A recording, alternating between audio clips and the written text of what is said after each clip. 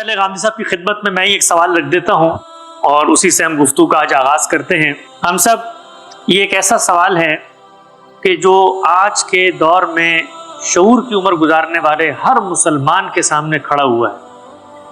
وہ یہ سوال اپنے دل کے کسی نہا گوشے میں رکھتا ہے، کہیں موقع ملے تو اس کا اظہار بھی کر دیتا ہے، لیکن ہمیشہ ڈرتا ہے کہ اگر میں نے یہ سوال پوچھ لیا تو لوگ میرے ایمان کے بارے میں شکوک و شبہات کا اظہار کریں گے، ہو سکتا ہے مسلمانوں کی کمیونٹی بھی مجھے اتنی عزت نہ ملے۔ وہ اگر سوال نہیں کرتا تو اس کے بچے اس سے یہ سوال کرتے ہیں۔ آج کے دور کا سب سے بڑا سوال یہ ہے کہ میں بطور انسان جب باہر نکلتا ہوں، معاشرے پر نظر دوڑاتا ہوں، تو مجھے لگتا ہے کہ میں ایک مکمل زندگی جی رہا ہوں۔ میری صحت کے مسائل تھے، میڈیکل سائنس نے اس کو حل کر دیا۔ میرا دل بند ہو جاتا تھا، میں نے اس کا ٹرانسپلانٹ کر لیا۔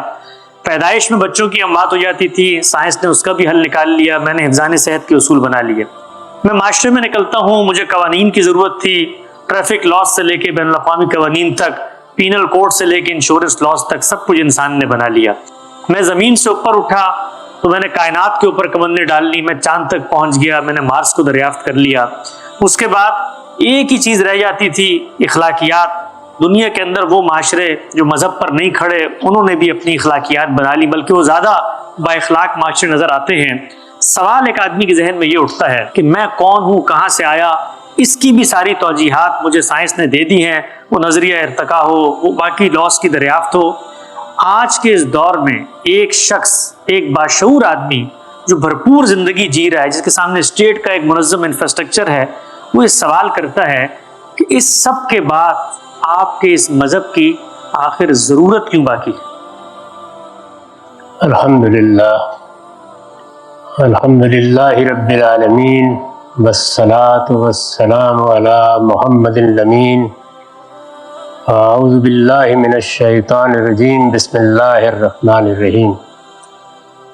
خواتین و حضرات، آپ نے حسب معمول اس طالب علم کی عزت افزائی فرمائی، اس کے لیے شکر گزار ہوں۔ میرے سامنے جو سوال رکھا گیا ہے، یہ در حقیقت یہاں سے پیدا ہوتا ہے۔ ایک لمبے عرصے سے ہمارا مذہبی علم ہمیں یہ بتانے کی کوشش کرتا رہا ہے کہ تمہاری دنیا کو سنوارنے، بنانے اور اس کے مسائل حل کرنے کے لیے اللہ تعالیٰ نے پیغمبروں کے ذریعے سے اپنی ہدایت نازل فرمائی ہے۔ تم اپنے سب معاملات کے لیے اس ہدایت کی طرف رجوع کرو گے تو تمہیں دنیا میں کامیابی حاصل ہوگی، اور اگر اس کو چھوڑ کر کسی اور چیز کی طرف جاؤ گے تو اپنی راہ کھوٹی کرو گے۔ میرے نزدیک یہ بات اپنی بنیاد ہی میں صحیح نہیں۔ اللہ تعالیٰ نے انسان کو جس اسکیم کے تحت پیدا کیا ہے، اس میں دنیا کیا ہے، اس کو کس طرح سمجھنا ہے، اس میں اپنے لیے کیا وسائل پیدا کرنے ہیں، اس میں کہاں تک چیزوں کی تسخیر کرنی ہے، کہاں کہاں اپنے لیے سہولتیں تلاش کرنی ہیں، اس میں جو مصیبتیں، تکلیفیں اور آلام ہیں، ان کا مقابلہ کیسے کرنا ہے، بیماریاں ہیں، زلزلے ہیں، قحط ہیں، ان کا سامنا کس طریقے سے کرنا ہے۔ اس کائنات کے پروردگار نے انسان کو اس کے لیے تمام وسائل دے کر اس دنیا میں بھیجا ہے۔ اس کو ایک شخصیت دی ہے، وہ شخصیت دوسرے تمام جانوروں سے اس لحاظ سے بالا تر شخصیت ہے کہ اس کو حصے جمالیات بھی ملی ہے، اس کو ایک حادثہ اخلاقی بھی ملا ہے، اور اس کو عقل جیسی نعمت ملی ہے جس کو کام میں لا کر وہ غاروں سے نکل کر اب اس نئی دنیا میں داخل ہو رہا ہے۔ وہ صرف یہ نہیں ہے کہ اس کائنات میں جیسے آیا تھا اسی طرح بیٹھا ہوا ہے، اس نے اپنے علم و عقل کو ترقی دے کر اپنے لیے بے شمار مواقع پیدا کر لیے ہیں، یہاں تک کہ اب اس کی قوت ایجاد اور قوت تخلیق فی الواقع معجزے دکھا رہی ہے۔ یہ سب اس کائنات کے پروردگار نے اس کے اندر رکھ دیا تھا، یہ اس کا پوٹینشل ہے، یہ سب کچھ وہ بالقوہ لے کے آیا تھا، اسی کا ظہور ہو رہا ہے۔ اس کے لیے انسان کو نہ کسی پیغمبر کی ضرورت تھی، نہ آسمان کے کسی الہام کی ضرورت تھی، نہ وحی کی ضرورت تھی، نہ کسی کتاب کی ضرورت تھی۔ ان سب چیزوں کا معاملہ اس کی پیدائش کے ساتھ ہی اللہ تعالیٰ نے طے کر دیا تھا۔ وہ پہلے دن جب دنیا میں بھیجا گیا، اس کو یہ شعور دیا گیا کہ وہ اپنے لیے سیاسی، سماجی، معاشرتی نظم بنائے، اپنی ضروریات کا صحیح فہم پیدا کرے، ان ضروریات کو پورا کرنے کے لیے اقدامات کرے، جہاں مشکلات پیش آئیں ان کا حل نکالے، اپنے لیے گوناگون سہولتیں پیدا کرتا چلا جائے۔ یہ سب چیزیں کسی مذہب، کسی فلسفے، کسی افلاطون کی محتاج نہیں تھی، یہ کسی پیغمبر کی محتاج بھی نہیں تھی۔ اللہ تعالیٰ نے پیغمبر کیوں بھیجے، وحی کیوں نازل کی اور اپنی کتابیں کیوں اتاری، اس کو خود اللہ تعالیٰ نے اپنی کتاب میں اسی سوال کو سامنے رکھ کر واضح کیا ہے۔ یہ بتایا ہے کہ انسان کا وہ مسئلہ جس کے بارے میں اس کو پہلے دن خبردار کیا گیا، یعنی اس معاملے میں وہ خود رائے قائم کرنے کی پوزیشن میں نہیں تھا، سوالات اٹھا سکتا تھا، عقلی استدلال بھی کر سکتا تھا، لیکن واقعے کی حیثیت سے ان چیزوں کو نہیں جان سکتا تھا کہ وہ جب اس دنیا سے رخصت ہوگا تو کیا مر کر مٹی ہو جائے گا، کیا جب ہم اس کو سپرد خاک کر دیں گے تو وہ فی الواقع خاک کا حصہ بن جائے گا، یا اس کے بعد کوئی دوسری زندگی۔ یہ وہ سوال تھا جس سوال کے بارے میں اللہ تعالیٰ نے پہلے دن اپنی طرف سے خبر دینے کا طریقہ اختیار کیا۔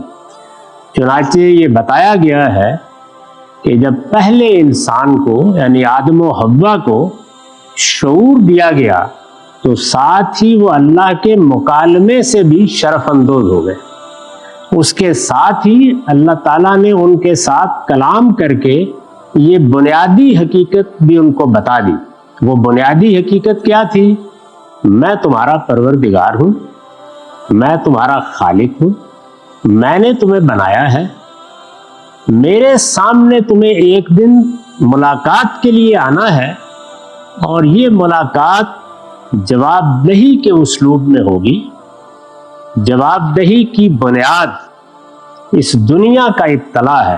تمہیں اس دنیا میں اس لیے نہیں بھیجا گیا کہ یہاں ہر چیز تمہارے مطابق کر دی گئی ہے، تمہیں اس دنیا میں ابتلا سے گزرنا ہے۔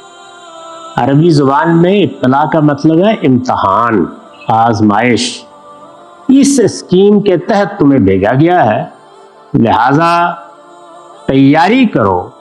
دنیا میں جو چیزیں تم نے کرنی ہیں ان سب کے لیے سب کچھ تمہیں دے دیا گیا ہے۔ جد و جہد کرو، لیکن اس کے ساتھ متنبہ رہو، خبردار رہو کہ ایک دن میری بارگاہ میں حاضر ہونا، اور دنیا میں جو کچھ کر کے آئے ہو اس کے لیے جواب دہ ہونا ہے۔ اس کے بعد یہ سوال تھا کہ اس جواب دہی کی تیاری کس طرح سے کرنی ہے، اس میں کیا چیز ہدف، مقصد اور ٹارگٹ ہے، مجھے دنیا میں کس چیز کا خیال رکھنا ہے کہ میں وہاں ناکام نہ ہو جاؤں۔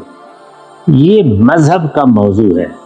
اللہ نے وحی اس لیے کی تھی، پیغمبر اس لیے نازل کیے تھے، کتابیں اس لیے اتاری گئی۔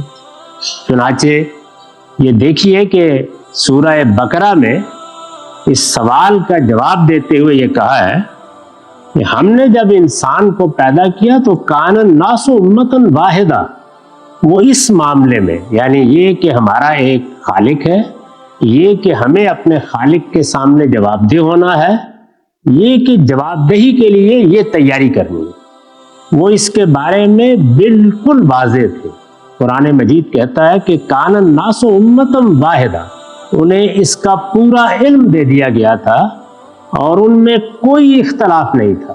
پھر آگے فرمایا ہے کہ جب دنیا ذرا آگے بڑھی تو لوگوں نے ان باتوں کے بارے میں، یعنی اپنے خالق کے بارے میں، اپنے انجام کے بارے میں، جواب دہی کے بارے میں، اس کی تیاری کے بارے میں اختلافات کرنا شروع کر دیے۔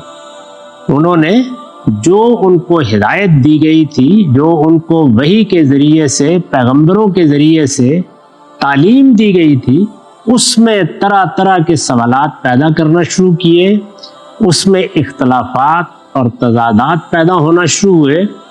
تو فرمایا فبعث اللہ النبیین، اس کے بعد اللہ نے فیصلہ کیا کہ اگرچہ ہم نے آدم و حوا کو ساری ہدایت دے دی تھی، لیکن اب جب اختلافات پیدا ہو رہے ہیں تو پھر کچھ لوگوں کو انتخاب کر کے لوگوں کے لیے اس ہدایت کو دوبارہ پیش کرنا ضروری ہو گیا ہے۔ اس کے لیے فرمایا کہ ہم نے نبی بھیجے، اس لیے نہیں کہ وہ سماجی مسائل کا حل بتائیں، وہ معاشرتی مسائل کا حل بتائیں، وہ سیاسی مسائل کا حل بتائیں، وہ صحت کے مسائل حل کریں۔ فرمایا یہ مسئلہ پیدا ہوا، یعنی ان بنیادی حقائق کے بارے میں جب اختلافات پیدا ہوئے تو ہم نے پھر نبوت کا سلسلہ جاری کر دیا۔ ورنہ آدم و حوا کو جو کچھ بتا دیا گیا تھا، اگر اس میں اختلافات پیدا نہ ہوتے تو اس کی کوئی ضرورت ہی نہیں تھی۔ باقی معاملات کے لیے انسان کو سب کچھ دیا گیا تھا اور اس کے لیے وہ اپنی عقل کی حد تک خود مکتفی تھا، کفایت کرتی تھی۔ اختلافات ہوئے تو فبعث اللہ النبیین، ہم نے پھر نبیوں کا سلسلہ جاری کیا۔ کیا کرنے کے لیے؟ مبشرین و منذرین، تاکہ وہ دنیا میں جد و جہد کرنے والے، اپنی عقل سے نئی دنیایں پیدا کرنے والوں کو خبردار کر دے کہ تمہیں ایک دن ہمارے پاس حاضر ہونا۔ تو فرمایا مبشرین و منذرین، ان کو یہ ذمہ داری دی گئی کہ وہ اچھا رویہ اختیار کرنے والوں کو حاضری کے موقع پر، یعنی پروردگار خالق کے حضور میں حاضری کے موقع پر بشارت دیں اگر وہ کامیاب ہو جاتے ہیں، اور خبردار کریں کہ اگر وہاں ناکام ہوئے تو وہ ناکامی غیر معمولی ناکامی ہوگی، ابدی ناکامی ہوگی۔ تو اس کے لیے دو لفظ استعمال کیے، انذار اور بشارت۔ انذار کا مطلب ہے آخرت کے بارے میں خبردار کرنا، اور بشارت کا مطلب ہے وہاں اچھے انجام کی خوشخبری دینا۔ تو پیغمبر اس لیے بھیجے گئے۔ اس کے بعد آگے آیت کہتی ہے کہ یہ سوال پیدا کر سکتے ہو تم کہ پھر ہم نے کتابیں کیوں نازل کی ساتھ؟ تو فرمایا وَأَنزَلْنَا مَعَهُمُ الْكِتَابَ، ان کے ساتھ ہم نے کتابیں اس لیے نازل کی تاکہ لوگوں کے پاس ایک ریفرنس کی چیز آ جائے، لِيَحْكُمَ بَيْنَ النَّاسِ فِي مَا اخْتَلَفُوا فِيهِ، وہ جو اختلاف پیدا ہوا تھا اس میں جب کبھی فیصلہ کرنے کی ضرورت ہو تو وہ ہماری کتاب کی طرف رجوع کر کے فیصلہ حاصل کر سکے۔ تو اللہ تعالیٰ نے نبوت، وحی، پیغمبری اور کتابوں کے نزول کا یہ مقصد بیان کیا ہے۔ اگر تو یہ مقصد سائنس نے پورا کر دیا ہے، یہ مقصد علوم جدیدہ نے پورا کر دیا ہے، تاریخ کے ماہرین نے پورا کر دیا ہے، تو فارغ، آپ بھی فارغ، ہم بھی فارغ۔ اور اگر یہ مقصد پورا نہیں ہوا تو پھر مذہب ایک زندہ ضرورت ہے، تا وقت کہ انسان اس ضرورت ہی کا انکار کرے۔ وہ زندہ ضرورت آخری درجے میں محمد الرسول اللہ صلی اللہ علیہ وسلم نے پوری کی ہے، اور فیصلے کے لیے جو کتاب ان کو دی گئی وہ قرآن مجید ہے۔ یہ کتاب ہمارے لیے رہنمائی کا منبع ہے، لیکن کس چیز کی رہنمائی؟ یہ کہ ہمارا پروردگار کون ہے، اس کی صفات کیا ہیں، اس کا معاملہ کرنے کا طریقہ کیا ہے، اس نے کس قانون پر اس دنیا میں ہمیں بھیجا ہے، اس کی بارگاہ میں جب ہم واپس جائیں گے تو جواب دہی کس طرح ہونی ہے، اس جواب دہی کی تیاری کیا کرنی. یہ قرآن کا موضوع ہے، یہ پیغمبروں کا موضوع ہے، یہ دین کی دعوت ہے. وہ آپ کے ان مسائل کو حل کرنے کے لیے بھیجا ہی نہیں گیا جن کے لیے انسان کو بہت عقل دی گئی. تو اس لیے دین کو صحیح زاویے سے دیکھیے، اس کے بعد آپ کو اندازہ ہو جائے گا کہ دین کا موضوع ہماری زندگی نہیں ہے، اس کا موضوع ہماری موت ہے. سبحان اللہ. اور وہ مجھے بھی آنی ہے، آپ کو بھی آنی ہے. وہ ہمارے سب سے بڑے مسئلے کو ایڈریس کر رہا ہے. اے کاش ہم اس مسئلے کی اہمیت سمجھ سکیں.